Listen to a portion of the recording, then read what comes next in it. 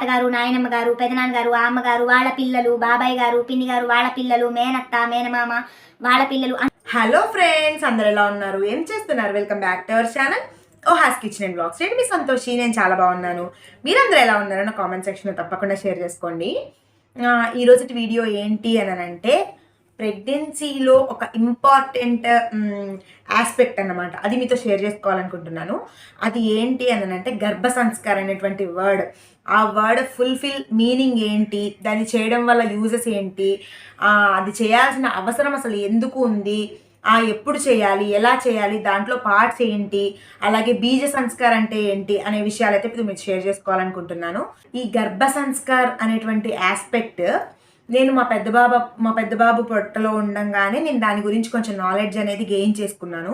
ఇప్పుడు ఎప్పుడైతే నేను ప్రెగ్నెన్సీ అని చెప్పి తెలిసిందో అప్పటి నుంచి కూడా నేను ఇది ఫాలో అవుతూ వచ్చాను. అది మీతో షేర్ చేసుకోవాలనుకుంటున్నాను.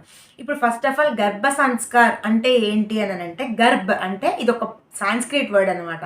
గర్భ్ అంటే మదర్ ఊమ్ అనమాట, పొట్ట. సంస్కార్ అంటే ఎడ్యుకేట్ చేయడం, అంటే నేర్పించడం. మనం అమ్మ ఏదైతే లోపల ఉన్నటువంటి బేబీ బాయ్ ఆర్ గర్ల్ ఏమైతే నేర్పిస్తామో దాన్నే గర్భ సంస్కార్ అంటారు.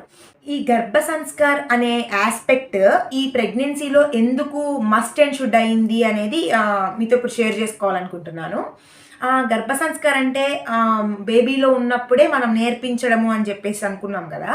అయితే ఇప్పుడు మనం కన్ఫర్మ్ అయిన దగ్గర నుంచి ఎప్పుడైతే కన్సీవ్ అయ్యామో అప్పటి నుంచి మదర్కి సో మచ్ ఆఫ్ ప్రాబ్లమ్స్ అయితే మనం ఫేస్ చేస్తూ ఉంటాం. అంటే థైరాయిడ్ కానీ, పీసీఓడి కానీ, షుగర్ కానీ, బీపీ రేజ్ అయిపోవడం కానీ, ఇంకా నాజియా, వామిటింగ్స్, ఇంకా వచ్చేసి ఫీవర్స్ రావడం, కొంతమందిలో బాడీ పెయిన్స్ రావడము, బ్యాక్ పెయిన్స్ రావడము, ఇవన్నీ మనం ఫేస్ చేస్తూ ఉంటాం. అయితే ఇవే కాకుండా బేబీ లోపల మనం ఫేస్ చేసేవే కాకుండా ఈ హార్మోనల్ ఇంబ్యాలెన్స్ వల్ల లోపల బేబీ ఏదైతే ఉందో ఆ అబ్నార్మాలిటీస్ రాకుండా ఇంకా జెనెటికల్ డిజార్డర్స్ ఉంటాయి అన్నమాట. అంటే జన్యుపరమైనటువంటి లోపాలు తల్లిదండ్రుల దగ్గర నుంచి, తాత ముత్తాతల దగ్గర నుంచి ఏవైతే జెనెటికల్ డిజార్డర్స్ ఉంటాయో అవన్నీ కూడా తగ్గించడానికి చాలా బాగా ఉపయోగపడుతుంది.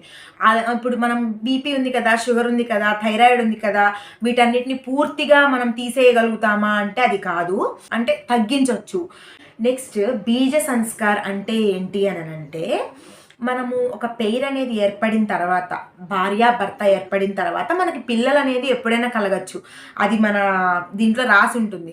కానీ ఎప్పుడు కలిగే టైం అనేది మనకు తెలియదు. కాబట్టి ప్రతిరోజు మనము నిత్యకర్మ భగవంతుడికి ఎప్పుడైతే ధ్యానం చేసుకుంటామో ఆ చేసుకునే టైంలో నేను తల్లిని అవ్వాలనుకుంటున్నాను, నాకు సరిపోను శక్తిని ఇవ్వండి, నాకు మంచి క్వాలిటీస్ ఉన్న ఆ అబ్బాయి లేదా అమ్మాయి కల్పించండి అని మనం మొక్కేటువంటి, మనం ప్రార్థించేటువంటి దేవుడు దేవత ఎవరైతే ఉంటారో వాళ్ళ దగ్గర ప్రతిరోజు స్మరించడాన్నే బీజ సంస్కార్ అంటారు. ఈ గర్భ Sanskar important aspect in pregnancy. దీన్ని ఎప్పటి నుంచి మనం ఇంక్లూడ్ చేసుకోవాలి అని అంటే, మనము ఎప్పుడు కన్సీవ్డ్ అని చెప్పి, మనం ఎప్పుడైతే కన్సీవ్ అయ్యామో అని చెప్పి మనకు తెలుస్తుందో ఆ మరుక్షణం నుంచే మనము మన డైలీ లైఫ్లో, మన నిత్య జీవితంలో ఇంక్లూడ్ చేసుకోవచ్చు అనమాట. ఇప్పుడు మనం దేన్ని ఎలాగా చేసుకోవాలి అని అంటే, మనం మార్నింగ్ లేచినప్పటి నుంచి దేవుడికి దండం పెట్టుకొని లేస్తాం. ఆ తర్వాత మనం బ్రష్ చేస్తాం. మనం చేసే ప్రతి పనిలో కూడా బేబీని ఇట్లా పైన తడుముతూ మనము చేసే ప్రతి పనిని ఇట్లా అమ్మని ఇబ్బంది పెట్టద్దు, నువ్వు చాలా మంచి లక్షణాలతో పుట్టాలి, లేదా నువ్వు ఇలాంటి క్వాలిటీస్ రావాలి నీలో అని చెప్పేసి మాట్లాడడం అనమాట. అయితే మన ఇప్పుడు మనం స్పెషల్గా అది చేయాల్సిన పని ఏం కాదు కదా. మనం మామూలుగా పడుకున్నప్పుడు తిన్నావా, నచ్చిందా ఇవాళ కూర అని మనం ఎట్లయితే మన బాండింగ్ అనేది పెంచుకోవడం అన్నమాట. ఆ బాండింగ్లోనే మనకి కావాల్సినటువంటి క్వాలిటీస్ని కడుపులో ఉన్నప్పటి నుంచే అలవాటు చేయడం. ఇది ఓన్లీ మదర్ ఒక్కటి చేసేదేం కాదండి, మదరు ఫాదర్ ఇంక్లూడెడ్ అనమాట. మనకి ఎలాంటి క్వాలిటీస్ ఉన్న బేబీ కావాలి అని చెప్పేసి మనము నిర్ణయం చేసుకొని, మనం తరచూ ఇంకా మనం మాట్లాడుతున్నప్పుడల్లా అలాంటి క్వాలిటీస్ నీలో రావాలి, నువ్వు జాగ్రత్తగా అమ్మాయివైతే ఎలా పెరగాలి, అబ్బాయివైతే ఇలా పెరగాలి, లేదు ఇంకా టైం సెన్స్ ఉండాలి, మంచిగా తినాలి, ఇలాంటి కలర్ రావాలి, అంతేకాకుండా సమాజంలో మంచి పేరు రావాలి, అంతేకాకుండా పెద్దల పట్ల గౌరవ భావాలు ఉండాలి, ఆధ్యాత్మికంగా ఉండాలి నువ్వు అని చెప్పి ఏవైతే మనం అనుకుంటామో అవి మదర్ ఫాదర్ ఇద్దరూ కలిసి నిర్ణయం చేసుకొని మనము ఎప్పుడైతే మీద తడుముతూ మాట్లాడతామో అలా మాట్లాడేటప్పుడు మనకి ఏవైతే క్వాలిటీస్ కావాలో ఆ క్వాలిటీస్ని ఇంక్లూడెడ్ చేసి మనం అట్లా తడుముతూ మాట్లాడామనుకోండి అలా వింటుంది అనమాట. ఎందుకంటే 5th మంత్ నుంచే మనకి హియరింగ్ క్యాపబిలిటీ అనేది పెరుగుతుంది అనమాట లోపల బేబీకి 20 వీక్స్ నుంచి. కాబట్టి హియరింగ్ క్యాపబిలిటీ అనేది ఉంటుంది కాబట్టి మనం చెప్పేది ప్రతిదీ కూడా మంచిగా వినుంటుంది అనమాట. ఈ ఆస్పెక్ట్లో పార్ట్స్ వచ్చేసి 3 టైప్స్గా మనం చూడొచ్చు. గర్భ సంవాద్, గర్భ ఆహార్, గర్భ యోగ. గర్భ సంవాద్ అంటే ఏంటి అని అంటే ఇదివరకు రోజుల్లో పూర్వంలో ఉమ్మడి కుటుంబాలు ఉండేవి కాబట్టి తాతగారు, నాయనమ్మ గారు, పెదనాన్నగారు, అమ్మగారు, వాళ్ళ పిల్లలు, బాబాయ్ గారు, పిన్ని గారు, వాళ్ళ పిల్లలు, మేనత్త, మేనమామ, వాళ్ళ పిల్లలు అందరూ కలిసి ఆ లైఫ్ స్టైల్ అనేది చాలా గ్రేట్ఫుల్గా ఉండేదన్నమాట.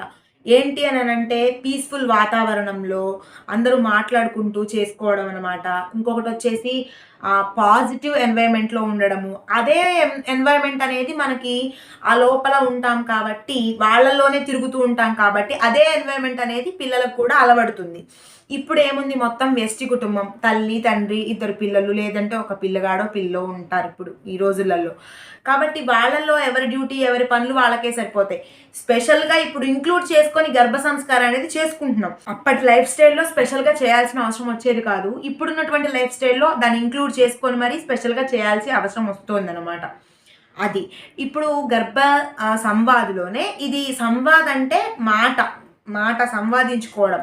అయితే నెక్స్ట్ వచ్చేసి దీంట్లోనే మ్యూజిక్ వినడం కూడా చాలా ఇంపార్టెంట్. అది వచ్చేసి డీజే సౌండ్స్ ఎక్కువ హర్రీబరీగా ఉండేటువంటివి కావు. ఆ మెలోడీస్ మంచి స్మూత్గా ఉండేటువంటి ఏవైతే పిల్లలు ఇష్టపడతారో చిన్నప్పుడు జోలపాటలు కానీ లాలి పాటలు కానీ దేవుడి స్పిరిచువల్ చూడడం కానీ లేదు అని అంటే స్పిరిచువల్గా మీటింగ్స్ ఉంటాయి అవి కానీ దేవుళ్ళ గురించి మైథాలజీ తెలుసుకోవడం కానీ అవంతా కూడా చేస్తూ ఉంటే ఏంటంటే మనము బయట మన ఊమ్లో ఉన్నప్పుడు మనం ఏవైతే చేస్తామో అవే ఫీచర్స్ అనేవి మన పిల్లలకి ఆఫ్టర్ బర్త్ వచ్చే అవకాశం అనేది చాలా ఉంటుంది. ఇప్పుడు మనం ఎక్కువగా ఏదైతే మ్యూజిక్ అనేది వింటామో ఆ మ్యూజిక్కే వాళ్ళు ఇష్టపడే అవకాశం ఉంటుందన్నమాట ఆఫ్టర్ బర్త్. కాబట్టి మ్యూజిక్కి కూడా చాలా ఇంపార్టెన్స్ అయితే ఉంటుందన్నమాట. నెక్స్ట్ వచ్చేసి గర్భ ఆహార్ అంటే సంతులిత ఆహారము, సమతుల్య ఆహారము అంటే పోషకాలు, కార్బోహైడ్రేట్స్, ప్రోటీన్స్, లిపిడ్స్ అన్ని సరిపోను ఉండేటువంటి ఆహారం అనమాట. బ్యాలెన్స్డ్ డైట్ అంటాం కదా, బ్యాలెన్స్డ్ మీల్ అంటాం కదా, అలా బ్యాలెన్స్డ్ మీల్ తీసుకోవడం అనేది చాలా ఇంపార్టెంట్ అనమాట. ఇప్పుడు ఇంకా థర్డ్ వచ్చేసి గర్భయోగా అనమాట. గర్భయోగా అంటే ఆల్రెడీ మన గైనకాలజిస్ట్ కొంచెం మనకి ప్రిస్క్రైబ్ చేస్తారు కదా, కొంచెం వాకింగ్ చేయండి, మెడిటేషన్ చేయండి, యోగా చేయండి అని చెప్పేసి. అవే కాకుండా ఇంకా ప్రీనెంటల్ యోగా అని చెప్పేసి అంటే ఓన్లీ గర్భధారణ సమయంలో చేయగలిగే యోగా అనేది సెపరేట్గా ఉంటుందన్నమాట. అది మనిషికి మనకున్నటువంటి క్వాలిటీస్ అబ్నార్మాలిటీస్ బట్టి ఉంటుంది, మనకున్నటువంటి ప్రాబ్లమ్స్ని బేస్ చేసుకొని ఉంటుందన్నమాట ప్రీనెంటల్ యోగా. గర్భధారణ సమయంలో మాత్రమే చేసేటువంటి యోగా అన్నమాట.